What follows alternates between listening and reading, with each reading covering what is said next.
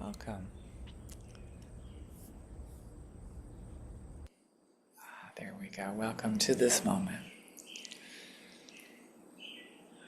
to your breath, to your bodies. Breathing in this moment, how does your body feel? You feel the support of the earth,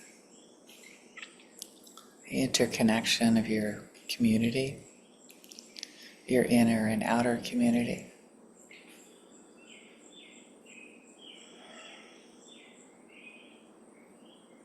Can your body help you point to your needs? Anything going on with you? Something you're longing for? And it may be love, which is the sort of the need for the day, and in particular, how do we know that somebody loves us? We it came up because that when there's somebody mentioned that they didn't really feel like they had reciprocity in a relationship. They wanted gifts of service, I think, some generosity from others, from their partner, from their friends or people they live with. And I enjoy that as well, sometimes. And I have, through the years, learned that people express their love in different ways. And having that conversation, guessing into what is your way of expressing love? What is your way of knowing that you're loved? It could be very similar. And we could make assumptions that their needs are the same as ours and they express their needs in the same way. Definitely I was raised with the idea that you have to guess the other person's needs. That's part of showing love, is guessing their needs. What I love, one aspect about nonviolent communication is making request without demand energy, which is sometimes you don't know that you have made a request with demand energy until you don't get what you want. Then it's like, ooh, wow, that hurt. And if that happens, it's a really good time to explore into what are their needs, what are their ways of expressing love or care or consideration.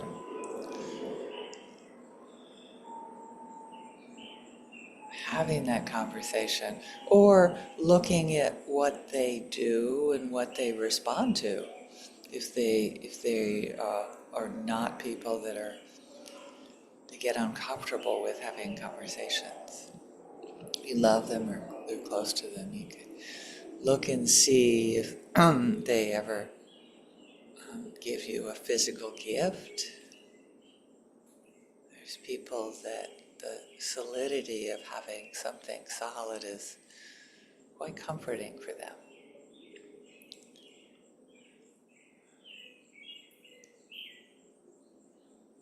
To be given something, to maybe have a meal paid for, bring them a leaf from your walk.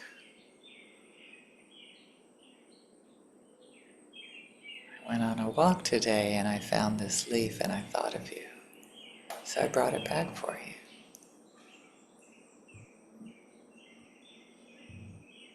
I brought it back for you because I want you to know that I care about you. I think that our different ways of expressing love have to come with like this, I want you to know I care about you. And I'd love to hear that I matter to you in some ways. I'd love to hear it, I'd love to feel it. I am very, very physical, which makes other people feel uncomfortable until I sort of, ask, is it okay if I touch you? some way of me expressing myself is through physicality. I love touch. I love touching people and being touched.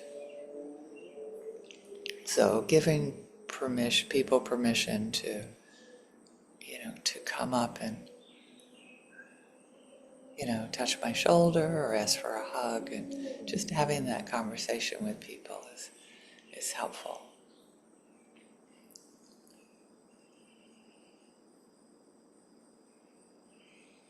Some people, they are not comfortable with that. They don't enjoy it.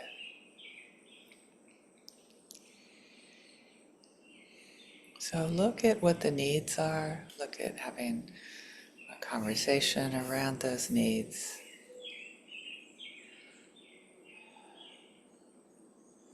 Sometimes I have a friend that is very aware of that, how he responds to words of affirmation or gratitude.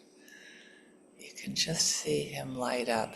He knows it. He knows that I know that about him, and it doesn't take away the meaningfulness for him, me expressing my appreciation for something specific he does.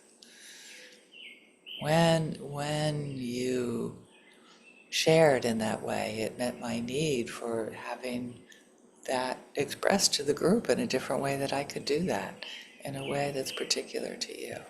Just lights him up.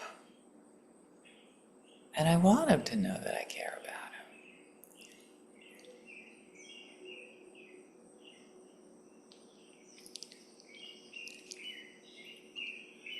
What are your needs? How do you feel into your body in this moment?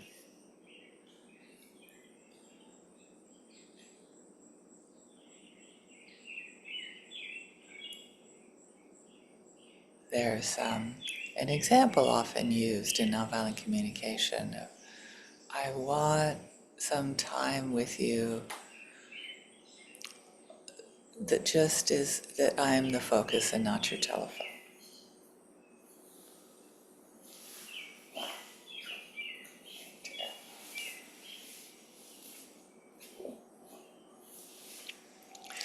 Um,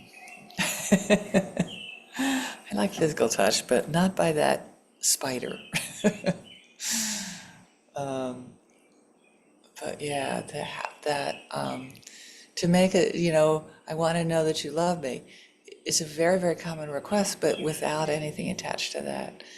But commonly people say, I want you to just spend 5 minutes maybe watching TV with me and holding my hand. I mean, that's not exactly undivided attention, but for that person it would be their definition of quality time, or their to have somebody's attention. Engaging in activity together, taking a walk after dinner, watching TV, sometimes even sharing something together. And so request for something like that, because we're all different. We're all express love and need care in different ways.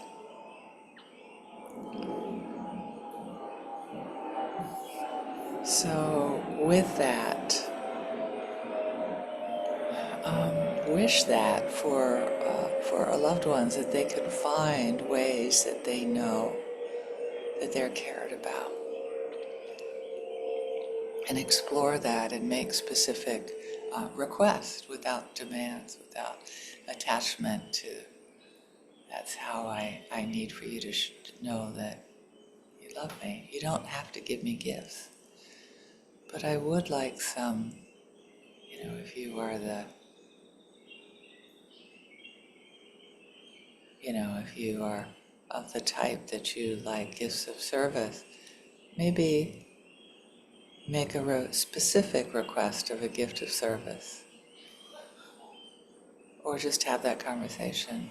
It would really help me know that I matter to you and that you care.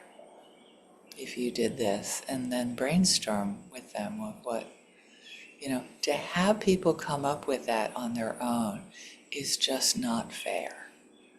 And that's how I was raised, that people have to come up with ideas on their own. No, that's a discussion. That's, you can guess, and it's much kinder to have the discussion and ask specifically, what can you help me? I want you to know that you matter to me, that I care about you. So we want that for our loved ones. We want them to be aware of how they express love, how they like love to be received. We want neutral people to be able to, you can try expressions of affirmation or gratitude with neutral people. And I would ask consent before showing care by touch. But I get very excited when they say yes.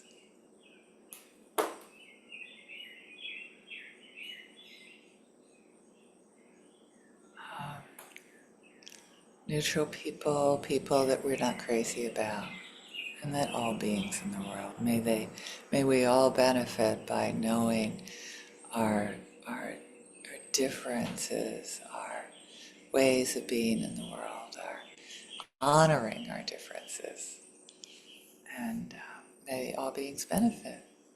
Thank you.